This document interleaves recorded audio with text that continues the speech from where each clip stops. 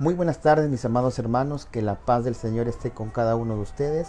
Les saluda su hermano en Cristo, el hermano Joseph Morales Espinola, transmitiendo en vivo desde este foro del hermano Elmer Arana, para poder compartir con cada uno de ustedes un tema importante que para nosotros los católicos nos llena de mucho orgullo y a la misma vez también nos llena de mucha emoción al hablar de aquellos hombres que fueron escogidos por Dios, de aquellos hombres que dijeron sí al llamado de Dios, de aquellos hombres que dejaron en un momento de su vida poder mantener una vida familiar como de repente usted y yo lo tenemos actualmente, para poder seguir fielmente el cumplimiento de nuestro Padre Dios. Es decir, me estoy refiriendo a aquellos hombres que le dijeron sí al Señor por medio del ministerio sacerdotal. Entonces, queridos hermanos católicos y no católicos, voy a compartir este pequeño tema con cada uno de ustedes para que podamos saber y ustedes también puedan conocer un poco más sobre este tema que es bastante importante, que es el tema del sacerdocio y cómo nuestro mismo Señor Jesucristo instituye el sacerdocio en nuestra Santa Iglesia Católica. Muy bien, queridos hermanos, entonces yo espero de todo corazón que ustedes le den like a este video, lo compartan y a la misma vez también, si ustedes pueden, suscríbanse al canal de nuestro hermano Elmer Arana, apologista católico Elmer Arana por YouTube, y también a mi canal que es Joseph Morales Espinola, canal católico también del YouTube, y a los otros también canales católicos de nuestros queridos hermanos apologistas. Bien, hermanos, entonces vamos a dar esta enseñanza para que usted pueda conocer un poco más y usted pueda saber un poco más sobre este tema que es tan importante, que es acerca del sacerdocio y de cómo la voluntad de Cristo fue instituir el sacerdocio, pero dentro de su iglesia que él mismo dejó, en la persona de Pedro. Entonces vamos a hablar un poco sobre esto. Jesús instituye el sacerdocio en la Santa Iglesia Católica. Nuestros hermanos separados dicen que ya no hay sacerdotes. Eso es lo que comúnmente usted y yo hemos escuchado de estos hermanos, ¿no? Que dicen estar en la verdad, pero hablan cosas que no encontramos en la Biblia. Porque en la Biblia podemos evidenciar y encontrar que el sacerdocio católico propiamente dicho está ahí, se encuentra ahí en el Nuevo Testamento. Y lo vamos a ir desarrollando poco a poco. Entonces nuestros hermanos separados dicen que ya no hay sacerdocios, que no hay evidencias bíblicas que nos muestren de dicho sacerdocio en el Nuevo Testamento, ya que mencionan ellos que todos somos sacerdotes. Eso es lo que dicen los hermanos separados basándose en este texto de Primera de Pedro capítulo 2 versículo 9, en donde dice: pero ustedes son linaje elegido, sacerdocio real, nación santa, pueblo adquirido para anunciar las alabanzas de aquel que los ha llamado de las tinieblas a su admirable luz. Ese dice el texto de Primera de Pedro capítulo 2 versículo 9, en el cual dicen nuestros hermanos separados que ya no hay sacerdocios y que todos somos sacerdotes. Eso es lo que ellos dicen. Pero debemos mencionar también, queridos hermanos, que lo que se dice en Primera de Pedro capítulo 2 versículo 9 no es un texto que aparece por primera vez en el Nuevo Testamento. Cuando los hermanos separados te leen este texto, ellos asumen y afirman que este texto únicamente se encuentra en el Nuevo Testamento.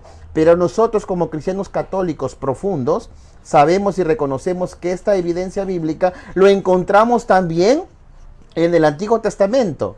Lo encontramos en el Antiguo Testamento. ¿En qué libro? En el libro del Éxodo capítulo 19 versículo del 5 al 6, donde dice de esta manera: ahora pues, si de veras me obedecen y guardan mi alianza, serán mi propiedad personal entre todos los pueblos, porque mía es toda la tierra. Será mí un reino de sacerdotes y una nación santa. Lo que dice en Primera de Pedro capítulo 2 versículo 9, ahí lo dice en Éxodo capítulo 19 del 5 al 6. Y continúa el texto: estas son las palabras que has de decir a los israelitas. Entonces vemos de cómo este texto de Primera de Pedro se evidencia en primer momento en Éxodo capítulo 19. Ya desde el Antiguo Testamento se hablaba de ese reino de sacerdotes. Y vamos a ir explicando un poco más sobre lo que quiere decir este texto. Podemos entender, queridos hermanos, en estos dos pasajes que hay una relación muy estrecha donde el autor nos da a entender que ya desde el Antiguo Testamento Hasta el Nuevo Testamento nos habla del sacerdocio, que para Dios es una nación santa. Fíjese bien, Dios ya tenía desde el Antiguo Testamento esa concepción en su pueblo israelita, en el Nuevo Testamento la iglesia, que este reino de sacerdotes ya era una nación santa. Qué importante, queridos hermanos católicos y no católicos, es ir comprendiendo aquello ya que para Dios el sacerdocio es un linaje escogido. Para nosotros el sacerdote debe ser un elegido por Dios. Si Dios dice que para Él es un pueblo santo, una nación santa, quiere decir, hermanos, si usted es un verdadero, auténtico cristiano, católico o no católico, tiene que usted reconocer que ese sacerdote es un elegido por Dios. Es un elegido por Dios. Es aquel en quien Dios puso su mirada para servirlo en ese ministerio tan hermoso, tan importante que es el ministerio sacerdotal. Debemos aclarar también que cuando afirman nuestros hermanos separados que todos somos sacerdotes, no comprende que existe dentro de la Santa Iglesia Católica el sacerdocio real. Eso es lo que ellos no saben.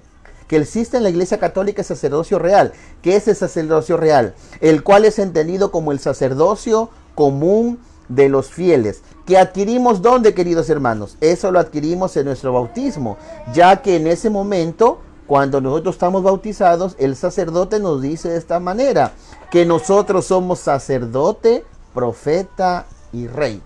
Eso es lo que tenemos que entender, y eso es a lo cual hace referencia en primera de Pedro capítulo 2 versículo 9, en ese sacerdocio real, no el ministerial, en el cual lo vamos a ir explicando poco a poco.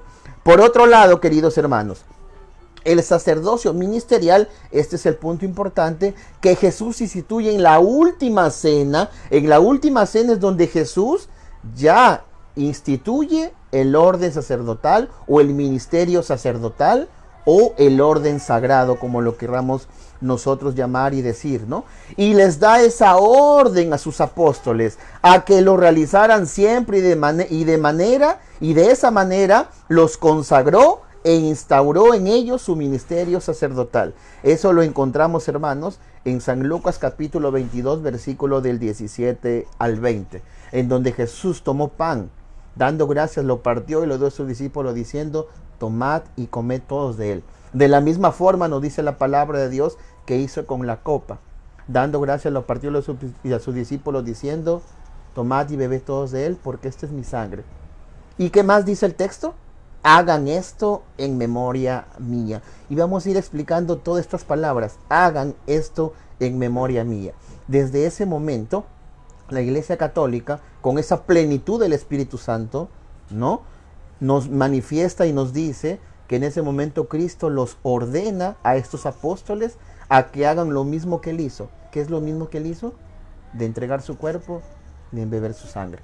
Eso es lo mismo que les pide a estos ministros, en los cuales él los ordena sacerdotes en la última cena. Ahora, queridos hermanos, ¿qué significa ser sacerdote? Que es la gran pregunta, ¿no? Y para ello vamos a abordar este tema, ¿no?, mencionando a San Pablo. Porque San Pablo nos dice, y lo que para él significa ser sacerdote, es ser administrador de los misterios de Dios. Y ahí podemos encontrar en 1 de Corintios capítulo 4 del 1 al 2, en donde nos dice de esta manera, por tanto, que nos tengan los hombres por servidores de Cristo y de administradores de los misterios de Dios. Ahora bien, lo que en fin de cuentas exige a los administradores, que sean fieles. Un sacerdote es un administrador de los misterios de Dios. Es decir, es una persona que está encargado de administrar lo que Dios le ha encomendado. ¿Qué le ha encomendado Dios a los sacerdotes? Administrar los sacramentos, por excelencia, ¿no?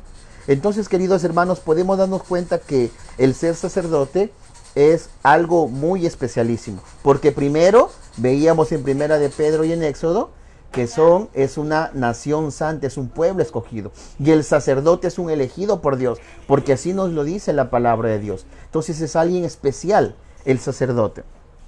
De este texto que acabé de leer de Primera de Corintios, podemos, queridos hermanos, darnos cuenta que el sacerdote es el administrador de los bienes que Dios otorga a los hombres y que debe de distribuir. Se trata de los bienes también de los sacramentos, es decir, de los bienes de la salvación. A la vez también podemos mencionar otras cosas importantes de las cuales el sacerdote, al recibir este ministerio, está encargado a llevar la fe, la palabra de Dios y, como ya lo dije, los sacramentos. Los sacramentos. En definitiva, queridos hermanos, el sacerdote es el hombre del misterio de la fe. Es el hombre del misterio de la fe, ya que por medio de la fe accede a los bienes invisibles y constituyen la herencia de la redención del mundo, llevada a cabo por Jesucristo. Nadie puede considerarse propietario de estos bienes.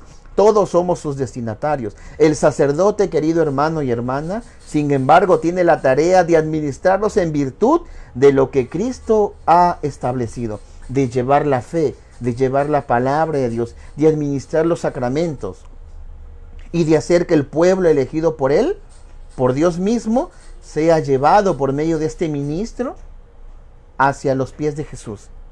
Por eso es tan importante el sacerdote, querido hermano y hermana. Por eso es tan importante este ministro que Dios ha dejado dentro de su iglesia, para que él sea el encargado de poder llevarme a mí hacia los pies de nuestro Jesús, para poder llevarme hacia los pies también de nuestro amado Padre Dios Celestial, por medio de lo que él realiza, por medio de lo que Cristo mismo ha establecido, ha instituido en la última cena. Por eso, querido hermano católico, es que San Juan Pablo II nos expresa de una manera magistral y elocuente lo que es el sacerdote. Escuche, querido hermano, estas palabras tan importantes de lo que dice nuestro difunto Papa, San Juan Pablo II, santo de la Santa Iglesia Católica. Dice: el sacerdote, como administrador de los misterios de Dios, está al servicio del sacerdocio común de los fieles, de todos nosotros, de los laicos, de los bautizados.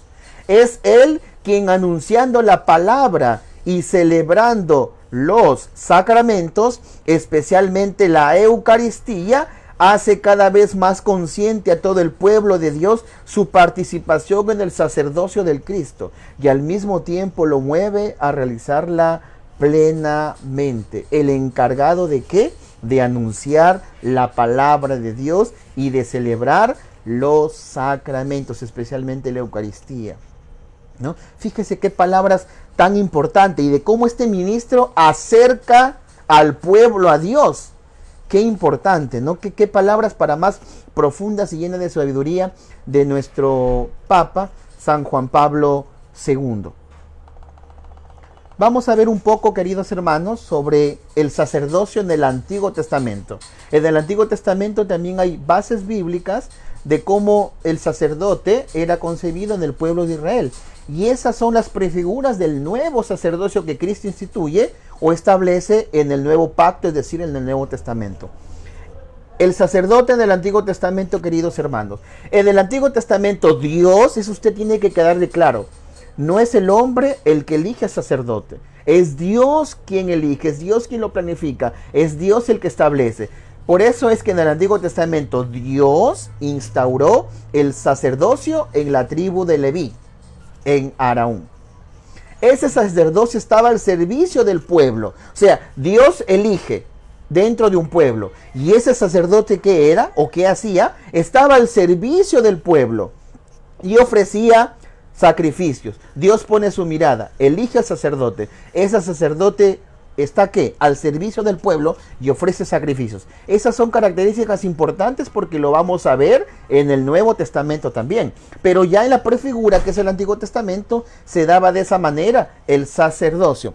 Vemos, por ejemplo, en el libro de Josué, capítulo 3, versículo del 14 al 17, un texto bíblico importantísimo que todos los católicos lo debemos de saber para que podamos comprender cuál es la misión y la función del sacerdocio o del sacerdote del Antiguo Testamento.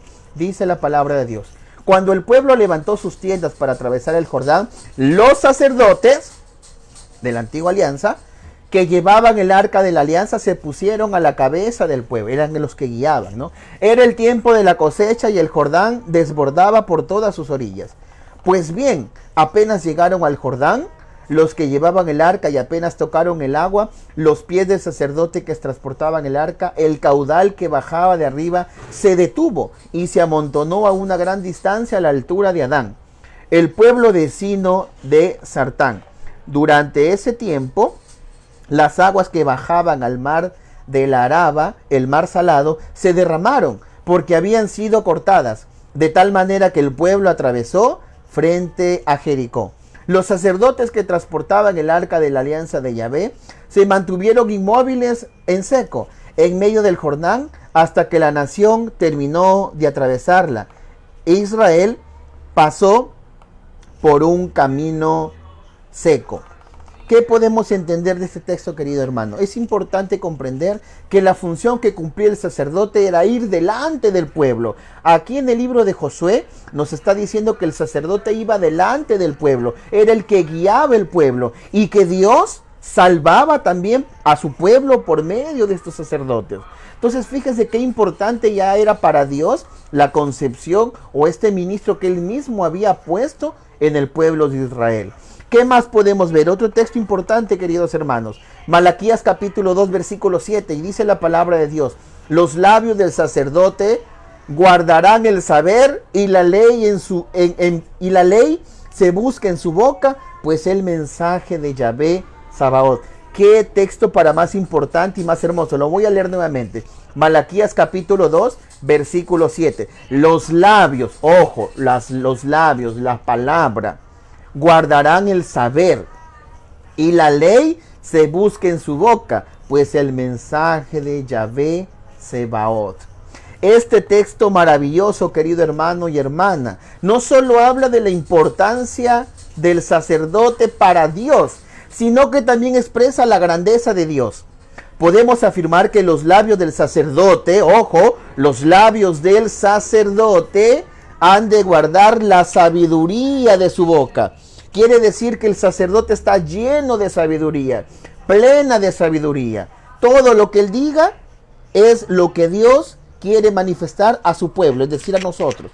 El pueblo buscará la ley y será el mensaje de Dios que quiere transmitir a su pueblo. Sabiduría de Dios, y es lo que Dios quiere transmitir a su pueblo por medio de ese ministro, de ese sacerdote. Qué palabras para más hermosas. ¿Qué más podemos decir? El sacerdote, querido hermano católico y no católico, es elegido por Dios. Es el instrumento que Dios ha dado a su pueblo para que por medio de él, del sacerdote, sea comunicado lo que Dios quiere para su pueblo. Si usted quiere saber lo que Dios le quiere decir a usted, tiene que necesariamente, según estos textos bíblicos, tiene que preguntarle a un sacerdote. Porque el sacerdote está lleno a plenitud de la sabiduría de Dios. Y es por medio de él en la cual Dios nos quiere transmitir su mensaje, su palabra. Por medio del sacerdote, según la palabra de Dios. No dice, según el pastor evangélico, pentecostal, adventista, etc. No, la palabra de Dios dice que por medio del sacerdote. ¿Qué más? Las palabras del sacerdote, hermano católico, esto tiene que quedarle claro a usted. Cuando vaya a la Santa Misa, esto tiene que quedarle claro. Y las palabras del sacerdote no son puramente humanas. Ellas, lo que dice el sacerdote, encierran la sabiduría de Dios, la plenitud de Dios, el conocimiento de Dios. Y su mensaje es pleno y verdadero, el cual debe de ser escuchado y puesto en práctica. Es por eso que yo empecé este video diciéndole a usted, querido hermano católico y no católico, que íbamos a hablar acerca de un hombre elegido por Dios. Un hombre que le dijo sí al Señor, que renunció a una vida familiar como usted, como yo, para ser un pastor de almas, para ser un ministro de Cristo. Porque por medio de él, Dios mismo iba a hablar con sabiduría, con verdad, con plenitud, con Espíritu Santo. Por eso dije yo que vamos a hablar del sacerdocio instituido por Jesús en la Santa Iglesia Católica. Eso es el sacerdote, lo que dice la palabra de Dios. Eso es el sacerdote. Ahora bien, vamos al Nuevo Testamento, queridos hermanos católicos y no católicos. El sacerdote en el Nuevo Testamento, ¿no? Podemos ver el sacerdote en el Nuevo Testamento también, que en la carta del apóstol San Pablo a los hebreos, vemos que Cristo, escuche bien esta palabra, vemos que Cristo no elimina el sacerdocio, sino adquiere una nueva función y por medio de ello es instaurado un nuevo sacerdocio en el nuevo pueblo de Dios que es ejercido por ellos por voluntad de Dios, ¿no? ¿Por qué? Porque ahí los hermanos separados dicen ellos, ¿no?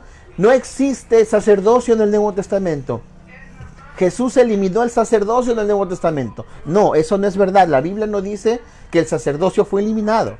La Biblia dice que Jesús instaura un nuevo sacerdocio a la imagen de Melquisedec. A la imagen de Melquisedec y no a la imagen de Aarón. Es decir, del sacerdocio de la antigua alianza, del pueblo de Israel. No, un nuevo sacerdocio. Y lo vamos a ir explicando, queridos hermanos, con textos bíblicos. Fíjese usted lo que dice Hebreos capítulo 7, versículo del 11 al 12. Dice de esta manera: pues bien, si la perfección se alcanzara por el sacerdocio levítico, Aarón, Antiguo Testamento, pues de él recibió el pueblo reyes, ¿qué necesidad había ya que surgiera otro sacerdote a la manera de Melquisedec y no a la manera de Aarón? Nos estamos dando cuenta, si la perfección usted y yo hubiéramos alcanzado con el sacerdocio del Antiguo Testamento, con Aarón, si por medio de esos sacrificios usted y yo hubiéramos alcanzado la perfección, ya no tendría ningún sentido un nuevo sacerdocio a la imagen de Melquisedec, como lo hizo el mismo Señor Jesucristo. Ya no habría sentido, dice la palabra de Dios. Y aquí viene lo importante y subrayalo, querido hermano. Porque cambiado el sacerdocio, necesariamente se cambian las leyes. Dice cambiado, subraya esa palabra, dice cambiado, no dice eliminado, no dice no existe, no dice no es importante, no dice el sacerdocio para qué. Basta que tú ores a Dios y suficiente, ¿no? Es lo mismo ir a un culto evangélico que ir al sacerdocio. No dice eso, ¿no? Dice cambiado el sacerdocio. Quiere decir que hay un nuevo sacerdocio, instituido por Cristo, dejado a la iglesia. Ese es el sacerdocio en el cual estamos compartiendo en esta transmisión, queridos hermanos. Entonces, ¿qué podemos decir? Este texto nos aclara una vez más que el sacerdocio ejercido por Aarón es el que se realizó en el Antiguo Testamento. Pero ahora, hermano católico, en el Nuevo Testamento se ejerce un nuevo sacerdocio, el cual no es eliminado. No dice eliminado. No dice ya no existe. No es eliminado como dicen nuestros hermanos separados, sino cambiado a la manera de Melquisedec. Ahora la pregunta es, ¿por qué el nuevo sacerdocio es a la manera de Melquisedec? Y vamos a ir entendiendo por qué, querido hermano católico. Para ello vamos a tener que ir a Génesis capítulo 14, del 18 al 19. Y ahí vamos a encontrar por qué el nuevo sacerdocio es a la manera de Melquisedec y no a la de Aarón. Dice la palabra de Dios, ¿no? Entonces Melquisedec, rey de Salem, presentó pan y vino, pues era sacerdote del Dios Altísimo. Y lo bendijo diciendo: bendito sea Abraham del Dios Altísimo, creador de los cielos y de la tierra, y bendito sea el Dios Altísimo, que entregó a sus enemigos en sus manos. Ese dice la palabra de Dios en Génesis 14, del 18 al 19. La manera en que Melquisedec, sacerdote, rey de Salem, nos dice, es presentado, es porque ese sacerdote, a la manera de Melquisedec, presenta que pan y vino. Y por estos gestos eucarísticos es que desde el Antiguo Testamento, querido hermano católico, tiene que entender esto, que desde el Antiguo Testamento se reconoce como sacerdote del Dios Altísimo, y a la vez bendijo estos dones, pan y vino, de la misma manera como sucede en la última cena. Y es la manera en la cual Jesús instituyó el sacerdocio ministerial, el nuevo sacerdocio, o sea, cambiado, no eliminado, cambiado para su nuevo pueblo de Dios, que es la iglesia. El nuevo pueblo de Dios, que es la iglesia, ya no el pueblo de Israel, sino que para el Nuevo Testamento ya es la iglesia. Y dice en el Evangelio de San Lucas capítulo 22, versículo 17 al 20. Fíjense lo que dice la palabra de Dios, hermanitos. Tomó luego una copa, dio gracias y dijo: tomen esto y repártalo entre ustedes, porque les digo que a partir de ese momento no beberé del producto de la vid hasta que llegue el reino de Dios. Tomó luego pan, dio gracias, lo partió, se lo dio diciendo: este es mi cuerpo que se entrega por ustedes. hagan esto en recuerdo mío. De igual modo, después de cenar, tomó la copa diciendo, esta copa es la nueva alianza de mi sangre que se derrama por ustedes. Podemos ver, queridos hermanos, que Jesús presenta pan y vino. Presenta también además estos dones diciendo, esto es mi cuerpo, esta es mi sangre. Por eso es que queda establecido a partir de ahí el nuevo sacerdocio que Jesús instituye a sus apóstoles. Y a partir de ese momento, queridos hermanos, los hace a quienes estaban con él sacerdotes del Dios Altísimo. Eso es lo que nos enseña este texto bíblico que acabamos de leer, queridos hermanos. A través de ese momento, Dios mismo, Jesús mismo, ordena que estos apóstoles que estaban ahí con él en la última cena sean ordenados sacerdotes del Dios Altísimo. Otra pregunta, querido hermano católico, que de repente usted se hace o que le han hecho. ¿Cómo puede ser esto posible? Que los apóstoles hayan sido ordenados sacerdotes si Jesús no emplea en ningún momento el término sacerdote.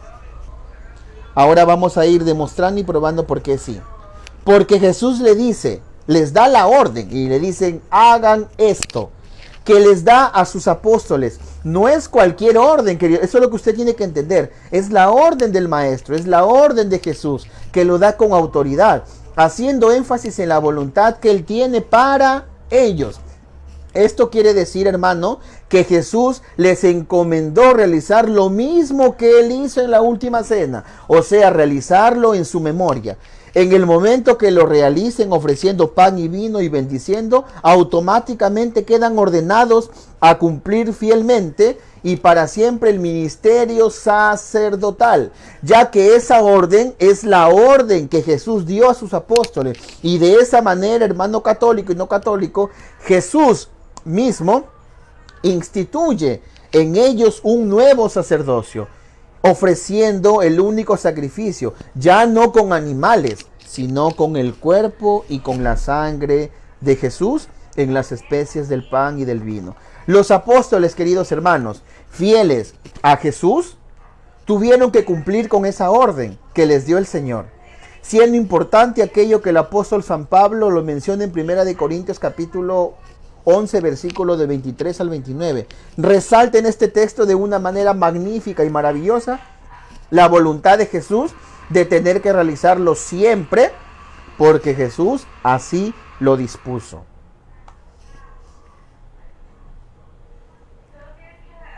¿Cuál es la sacramentalidad del orden sacerdotal o del ministerio sacerdotal, queridos hermanos? En los relatos bíblicos sobre la admisión de alguna persona en la jerarquía eclesiástica, podemos darnos cuenta que aparecen claramente todas las notas de la noción de sacramento. En el libro de Hechos de los Apóstoles, capítulo 6, versículo 6, nos dice, los presentaron a los apóstoles, quienes oraron y les impusieron las manos.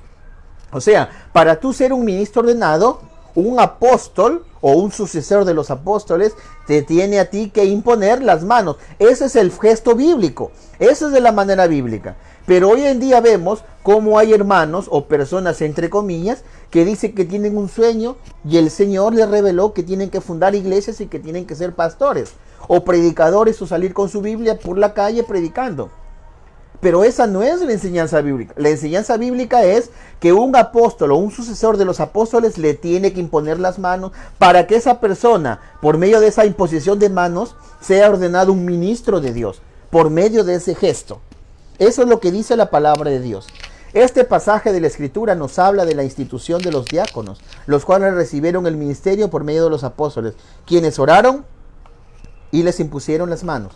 San Pablo escribe a su discípulo Timoteo, por esto te amonesto, que hagas revivir la gracia de Dios que hay en ti por la imposición de mis manos. En 2 de Timoteo capítulo 1 verso 6 y en 1 de Timoteo capítulo 4 verso 14 dice lo siguiente la palabra de Dios. No descuides la gracia que posees, que te fue conferida por medio de buenos augurios, con la imposición de las manos de los presbíteros. Los sacerdotes le impusieron las manos. Y por eso es que él fue nombrado un ministro de Dios por medio de la imposición de manos de un presbítero, es decir, de un sacerdote. No es que yo duermo, tengo una revelación y a partir de mañana fundo mi iglesia y después pasado yo me autodenomino pastor, o pasado mañana yo voy con un parlante a la calle y me pongo a hablar de la Biblia y etcétera, etcétera. No, no es así. La manera bíblica es de otra forma, como se está explicando a través de estos textos bíblicos, porque eso es lo que nos enseña la palabra de Dios. ¿Qué más podemos decir, queridos hermanos? Teniendo como fundamento la Sagrada Escritura, es como podemos darnos cuenta que a la jerarquía eclesiástica se ingresaba por medio de la imposición de manos y de la oración de los apóstoles. Hoy en día lo hacemos por medio de un sucesor directo de los apóstoles, que son los obispos. Por medio de este rito externo se concedía a los ordenandos poder espiritual y gracia interior. Es Cristo quien instituye ese sacramento, como se prueba por el hecho de que solo Dios y el Dios hombre Jesucristo puede establecer un vínculo causal entre un rito externo y la gracia interna. Qué importante también es entender esto, querido hermano. Vamos a leer lo que nos dice 1 Corintios capítulo 11 del 23 al 29. Porque yo recibí, dice Pablo, del Señor lo que les transmití, que el Señor Jesús, la noche que era entregado, tomó pan, dando gracias lo partió y dijo: este es mi cuerpo que se entrega por ustedes, hagan esto en memoria mía. Asimismo tomó el cáliz después de cenar, diciendo: esta copa es la nueva alianza en mi sangre, cuantas veces la beban, háganlo en memoria mía. Pues cada vez que coman este pan y beben de este cáliz, anuncian la muerte del Señor hasta que venga.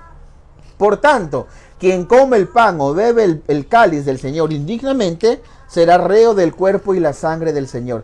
Examínese pues cada cual y coma así el pan y beba del cáliz. Pues quien come y bebe sin discernir el cuerpo, come y bebe su propia condena. Eso es lo que dice este texto de San Pablo.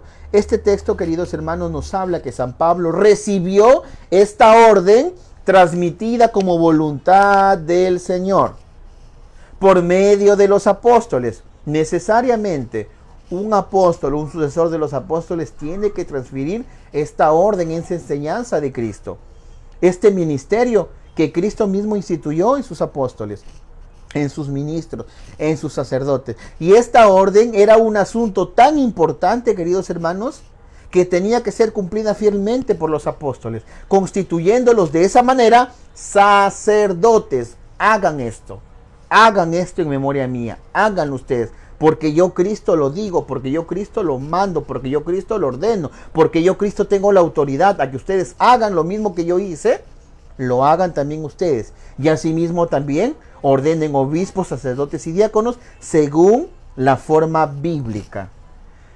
Entonces, ¿qué más podemos decir, hermanos? De manera especial les dice a sus primeros ministros: hagan esto en memoria mía, hagan esto en memoria mía. Yo, Jesús, les ordeno que hagan esto. Y a partir de ese momento es donde les encomiendan que hagan siempre hasta el final de los tiempos. Eso mismo. Y es por eso que ahí está la importancia y la riqueza, queridos hermanos, de la Santa Iglesia Católica, que desde el primer momento en el que Jesús encomendó eso a sus apóstoles, los sucesores de los apóstoles hasta la fecha vienen haciendo esto de lo que Cristo les encomendó a ellos. La Santa Eucaristía, en donde hacen por medio de este milagro de la transubstanciación que ese pan no sea pan y que ese vino no sea vino, sino que sean cuerpo y sangre de Cristo. Y eso es algo que nosotros como católicos debemos de sentirnos felices, orgullosos, ¿no? Que ese pan y ese vino son comida y bebida de salvación. Eso es, querido hermano. Vamos a entender un poquito más, para ir terminando, sobre estas palabras. Hagan esto en memoria mía. Hagan esto. ¿Qué significa? Es decir, hagan esto. Tomen el pan, den gracias y pártanlo. Tomen el cáliz, den gracias y distribúyalo. Jesús manda, hermano, repetir el gesto con el que instituyó el memorial de su Pascua. Él, o sea, Cristo, que nos dio su cuerpo y su sangre.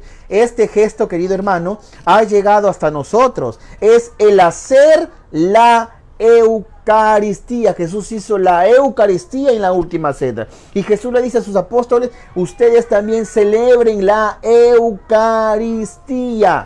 La acción de gracias que yo hice en la última cena, ustedes a partir de ahora lo tienen que hacer. ¿Le dijo a cualquiera? No, le dijo a sus apóstoles. ¿Le dijo a quién? A sus apóstoles, a su iglesia. Les dejó encomendada esa gran misión.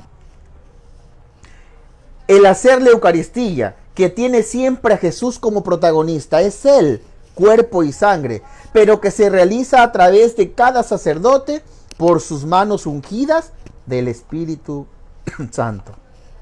Eso, queridos hermanos. Ya en otras ocasiones, Jesús había pedido a sus discípulos que hicieran lo que Él tenía claro en su espíritu, en obediencia a la voluntad del Padre.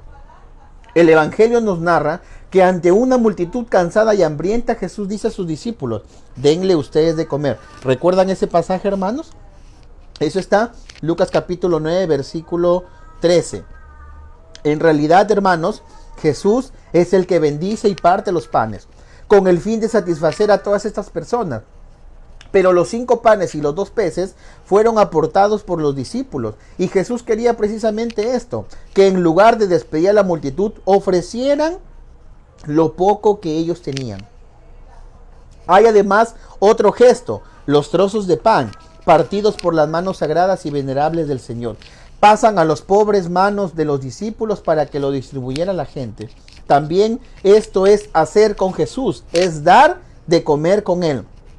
Es evidente, hermanos, que este milagro no va destinado solo a saciar el hambre de un día, sino que es un signo de lo que Cristo está dispuesto a hacer para la salvación de toda la humanidad, ofreciendo su cuerpo y su sangre, como le dice Juan capítulo 6 del 48 al 58. Y sin embargo, hermanos, hay que pasar siempre a través de estos 2 pequeños gestos, es decir, ofrecer los pocos panes y peces que tenemos, recibir de manos de Jesús el pan partido y distribuirlo a todos, hacer también partir.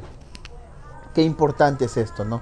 Ahora, ¿qué es partir? Ya entendimos lo que es hagan esto en memoria mía. ¿Qué es partir? Esta es la otra palabra que explica el significado del hagan esto en memoria mía. Jesús se ha dejado partir, se parte por nosotros y pide que nos dejemos partir por los demás. Precisamente este partir el pan se ha convertido en el signo de identidad de Cristo y de los cristianos. Recordemos, querido hermano católico, este pasaje bíblico del partimiento del pan en los discípulos de Maús. Nos dice en Lucas capítulo 24, versículo 35, lo reconocieron a Él, o sea, a Jesús, al partir el pan. Ahí lo reconocieron. Y Jesús físicamente no estaba. ¿Dónde lo reconocieron? Al partir el pan. Es decir, en el momento de la Eucaristía. Porque Él ya no estaba físicamente. Pero estaba sacramentalmente ahí. Porque Jesús así lo había dicho. Tomad y comed todos de Él, porque esto es mi cuerpo, esta es mi sangre. Ahí está Él. Vivo y presente, real, en cuerpo, sangre, alma y divinidad. Ahí está Él. Recordemos también la primera comunidad de Jerusalén. Nos dice Hechos capítulo 2, versículo 42, que perseveraban en la fracción del pan. No cabe ninguna duda, hermanos, que se trata de la Eucaristía, que desde el comienzo ha sido el centro, ojo, el centro de la vida de la iglesia. Si ha sido el centro de la vida de la iglesia, Cristo mismo, la Eucaristía, quiere decir que para usted y para mí, la Eucaristía, la Santa Misa, debe de ser el centro de nuestra vida. Debe de ser Cristo en la Eucaristía, de manera sacramentada, el centro de nuestros días, de cada segundo, de cada minuto, de cada hora, de cada día de nuestra vida. Debe de estar centralizado en nuestra vida la Eucaristía, porque es Jesús mismo, presente y real ahí. Pero recordemos también, queridos hermanos, a todos los santos y santas, famosos o anónimos, que se han dejado partir a sí mismos sus propias vidas para alimentar a los hermanos. ¿Cuántas madres, cuántos papás, juntos con el pan de cada día, cortado en la mesa de casa, se parten el pecho para criar a sus hijos y criarlo bien? ¿Cuántos cristianos, en cuántos ciudadanos responsables se han desvivido por defender la dignidad de todos, especialmente de los más pobres, marginados y discriminados? ¿Dónde encuentran la fuerza para hacer todo esto? precisamente en la Eucaristía, en Jesús mismo, en el poder del amor del Señor resucitado, que también hoy el pan para nosotros, y repite Jesús mismo: hagan esto en memoria mía. Hagan esto en memoria mía. Háganlo ustedes también. Así como yo lo hice, háganlo ustedes también. Todos los días le dice estas mismas palabras a nuestros sacerdotes, ministros de Dios, sacerdotes de Dios Altísimo. Les dice: hagan esto en memoria mía. Y ellos, de manera fiel, guardan las palabras del Señor y lo hacen una y otra vez en cada celebración eucarística. En el libro de los Hebreos, hermanos, capítulo 5 del 1 al 6, nos dice esto la palabra de Dios: porque todo sumo sacerdote es tomado de entre los hombres y está puesto en favor de los hombres, en lo que se refiere a Dios, para ofrecer dones y sacrificios por los pecados, y puede sentir compasión hacia los ignorantes y extraviados, por estar también él envuelto en flaqueza, y a causa de esa misma flaqueza debe ofrecer por los pecados propios, igual que es por lo del pueblo. Y nadie se arroga tal dignidad, sino el llamado por Dios, lo mismo que Aarón. Aarón fue llamado por Dios de la misma manera que el sacerdote es llamado por Dios, es un elegido por Dios. De igual modo, tampoco Cristo se apropió la gloria del sumo sacerdocio, sino que la tuvo de quien le dijo: hijo mío, eres tú, yo te he engendrado hoy. Como también dice en otro lugar: tú eres sacerdote para siempre, a semejanza de Melquisedec. Este pasaje, queridos hermanos, nos exhorta el apóstol San Pablo a identificar claramente las características de un sacerdote. Podemos notar en primer lugar que todo sacerdote es tomado entre los hombres. Un sacerdote es un hombre, es como usted y como yo, que piensa, que razona, que tiene emociones, que tiene sentimientos, que algunas veces está alegre, otras veces está triste. Pero muchas veces usted y yo, hermano católico, no entendemos eso, que también se cansa, que también siente dolor por la pérdida de un ser querido, que también tiene fastidio, enojo, porque es un ser humano como tú o como yo. Pero muchas veces no entendemos, un sacerdote no es un ángel, no es un ser divino, es un hombre. Entonces, una característica del sacerdocio es que en primer lugar es un hombre tomado de entre los hombres, como lo dice la palabra de Dios. Lo que nos quiere decir también que es un ser humano que tiene sus flaquezas, hermano, debilidades, defectos, y a la misma vez también está lleno de virtudes, para lo cual Dios, con su infinito amor, lo asiste para poder cumplir con su misión. Eso es lo más importante y lo que tenemos que tener más en cuenta. El sacerdote también nos dice la palabra de Dios que ofrece dones y sacrificios mediante el pan y el vino, de la misma manera que nos enseñó Jesús en la última cena. La virtud o la grandeza del sacerdote como ministro de Dios, escuche bien, hermano, la virtud o la grandeza del sacerdote como ministro de Dios no radica en la decisión de él, ni en su voluntad. ¿Saben qué radica? En el llamado que Dios le hizo. Dios mismo es quien se fija en él y lo llama, conociendo sus virtudes, sus defectos, lo constituye sacerdote para poder ser su representante en el servicio de su ministerio. Dios, cada vez que elige a un sacerdote, lo llama con palabras dulces y llenas de mucho amor y le dice de esta manera: querido hermano, y cuando usted vea a su sacerdote, recuerde estas palabras que el mismo Dios le dice al sacerdote. Le dice: hijo mío, eres tú, yo te he engendrado hoy.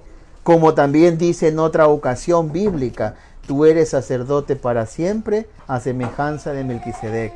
La magnitud de la esencia del sacerdocio, hermano, del sacerdote, es tan grande y tan sublime, porque todo lo que realiza el sacerdote es por disposición divina. Es un hombre que ha sido llamado de entre los hombres, es un elegido por Dios, ¿no? Es un hombre en el cual habla con sabiduría de Dios, como nos decía en el Antiguo Testamento, en el libro de Malaquías. Es lo que Dios quiere transmitirte a ti y a mí, lo dice Él por medio del sacerdote, del ministro escogido por Dios, de aquel que Dios puso su mirada para ser ese guía para nuestro pueblo. Es aquel que va delante del pueblo, es aquel que nos guía para tener ese encuentro con Dios, con Cristo, dentro de su iglesia que Él mismo ha instituido. Por eso nos dice en Hebreos capítulo 9, versículos de 6 al 7.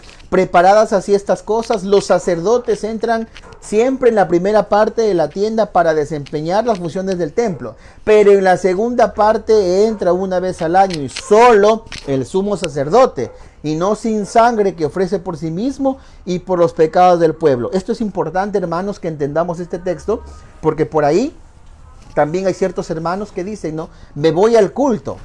Seguramente usted ha escuchado eso, ¿no? Mañana sábado, mañana domingo me voy al culto, ¿no? Pero la Biblia nos menciona que para que haya culto tiene que haber dos requisitos fundamentales.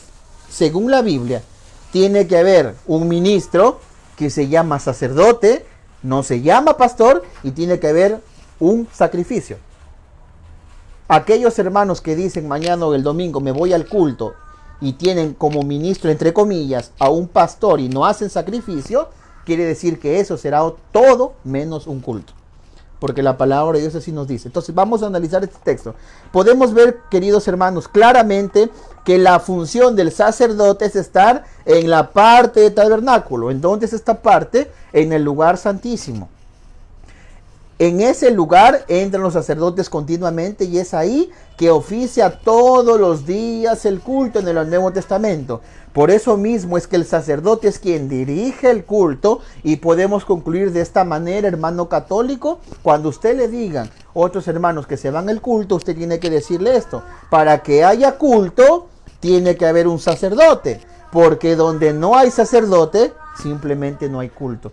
Por eso es que usted y yo, cada vez que asistamos a la Santa Misa, usted sí tiene que decir con la frente en alto, decirle a ese hermano, a esa hermana, o a todos los hermanos católicos: me voy al culto. Porque el culto en el cual yo voy, lo preside, lo celebra un sacerdote. Y por lo tanto hay un sacrificio, en donde en Cristo se hace cuerpo y sangre como alimento y bebida de salvación para ti y para mí. Por otro lado, en la segunda parte nos menciona la función del sumo sacerdote, en alusión a Cristo, quien nos iba a ofrecer, como en el Antiguo Testamento, sangre del cordero, ni de los machos cabríos, sino que nos iba a ofrecer su propia sangre para remisión de los pecados. Y más adelante, en el verso 15 del mismo capítulo, nos menciona que es mediador de una nueva alianza, y por medio de ella hemos sido llamados para recibir la herencia eterna. Entonces, queridos hermanos, para poder terminar este pequeño compartir con ustedes este hermoso tema acerca de un hombre que Dios mismo lo ha elegido, podemos decir cosas muy importantes del sacerdote.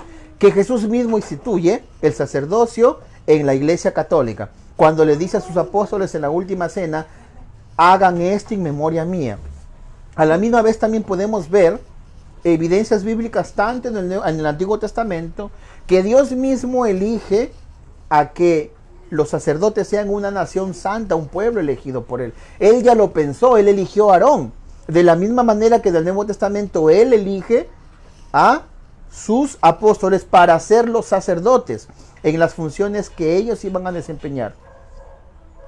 Entonces también podemos darnos cuenta, hermanitos, que en el libro de Malaquías también nos dice que la sabiduría de Dios está en el sacerdote, que el sacerdote habla con sabiduría, y que todo lo que Dios quiere comunicar a su pueblo lo realiza por medio del sacerdote. Es lo mismo que pasa hoy en día, hermanos, cuando usted asiste a la Santa Misa. Después de leer el sacerdote la palabra de Dios, el Evangelio, viene la homilía o la prédica. Ahí es en donde usted más concentrado tiene que estar, porque es lo que Dios te quiere decir a ti, me quiere decir a mí, nos quiere decir a todos acerca de la palabra de Dios. Es Dios quien habla por medio del sacerdote, y el sacerdote es el hombre en el cual está encargado de realizar las funciones del culto, el ministro encargado, y a la misma vez es el que realiza el sacrificio de la Eucaristía, ¿no? Que Cristo instituyó en la última cena. Entonces, de esta manera podemos darnos cuenta, hermanos, la grandeza del sacerdote. Y como conclusión, podemos decir, hermanos católicos y no católicos, después de haber explicado lo que es el sacerdocio y de haber visto la inmensa grandeza del sacerdote, podemos concluir que el ser sacerdote es un regalo maravilloso de Dios, que da solamente a algunos pocos escogidos. ¿Por qué? porque son los misterios de Dios, incomprensibles para nosotros. ¿Y por qué de entre los escogidos son pocos los que llegan a la meta? ¿Y por qué hay defecciones entre los que ya llegaron al sacerdocio? Son misterios, queridos hermanos, de la libertad humana que Dios respeta. Sin embargo, hay que decirlo, vale la pena ser sacerdote y seguir a Cristo, sin condiciones y a tiempo completo. Sin sacerdotes, queridos hermanos, el mundo estaría sin la Eucaristía, que alumbra nuestra existencia. Sin sacerdotes, el mundo estaría a la deriva, al no tener quien lo oriente en nombre de Dios. Cristo fundó una iglesia que es columna y fundamento de la verdad. Primera de Timoteo, capítulo 3, versículo 15. Y en ella los sacerdotes son los que deben irradiar la luz de sus enseñanzas, dar el perdón en nombre de Dios y ser los intercesores, que hablen cada día a Dios de los hombres y a los hombres de Dios. Agradezcamos a Dios por el inmenso don del sacerdocio católico, de nuestra Madre Santa Iglesia Católica. Oremos también, queridos hermanos, le invito a usted que está ahí, que ore por nuestros sacerdotes, para que sean santos. Ayudémosles en sus debilidades y pidamos al Señor que haya muchos que sigan sus huellas para gloria de Dios y salvación de los hombres. Amén. Que Dios todo y me ayuden a que cada día usted y yo seamos mejores cristianos. Pidamos con todo, con un corazón sincero por los sacerdotes, ¿no? Por nuestros sacerdotes que son nuestros pastores, por aquellos que dejaron todo por seguir al Señor, por aquellos que seguramente deben encontrar 1001 problemas en todo este pastorado. Pero pidámosle, queridos hermanos, a Dios para que Dios nos ilumine, para que Dios bendiga a los sacerdotes y para que los sacerdotes pues continúen realizando este ministerio sacerdotal de la mejor forma, a imagen de Cristo y a la manera de Melquisedec.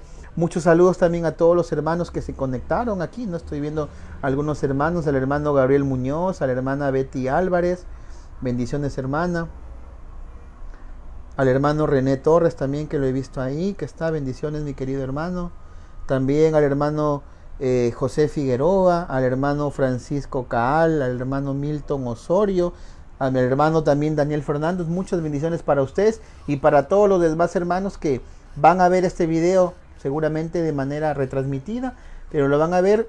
Denle like a este video, hermanitos, compartan esta pequeña enseñanza y si ustedes pueden, suscríbanse a mi canal de YouTube, en el cual también tengo muchos temas bíblicos, el cual es en YouTube Joseph Morales Espinola, canal católico. Muchas bendiciones, mis hermanos, que la paz del Señor esté con ustedes y que la Virgen Santísima bendiga sus vidas y sus hogares siempre. Bendiciones para todos, mis amados hermanos.